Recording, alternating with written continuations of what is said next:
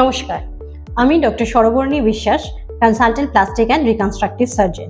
আমি এইচএইচপি হসপিটালে লাস্ট 8 ইয়ার্সের বেশি হলো প্র্যাকটিস করছি।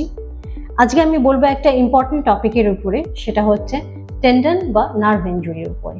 অনেক ক্ষেত্রেই হয়, বিভিন্ন অ্যাক্সিডেন্ট হোক, কিছু সেলফ ইনফ্লিক্টেড হোক, কিছু ডিজিজ যেমন পোস্ট লেপ্রোসি, এসবের ক্ষেত্রে দেখা যায় হাতের নার্ভগুলো ড্যামেজ হয়ে যাচ্ছে, কেটে গেছে।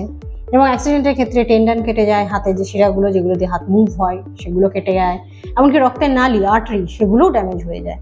তো এই ক্ষেত্রে করণীয় হচ্ছে ইমিডিয়েটলি কনসাল্ট করা। যত তাড়াতাড়ি এগুলো রিপেয়ার হবে তত হাতটা তাড়াতাড়ি ঠিকভাবে আগের মতো ফাংশনাল স্টেটে নিয়ে আসা যাবে।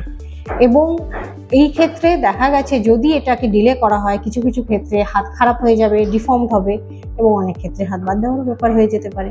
তো এইরকম ক্ষেত্রে আমাদের হচ্ছে, যদি কখনো এরকম ঘটনা ঘটে, আপনারা এগুলো কনসাল্ট করবেন।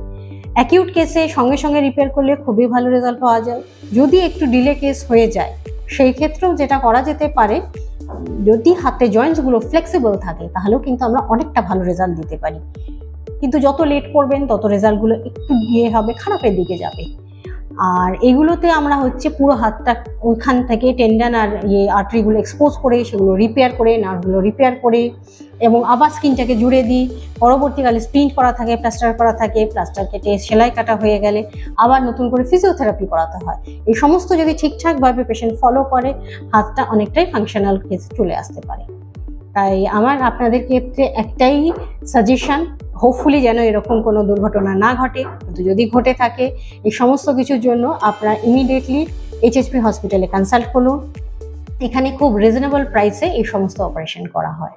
ভালো থাকবেন, সুস্থ থাকবেন, আর ভালো লাগলে চ্যানেলটাকে লাইক, শেয়ার অ্যান্ড সাবস্ক্রাইব করবেন। থ্যাংক ইউ, নমস্কার।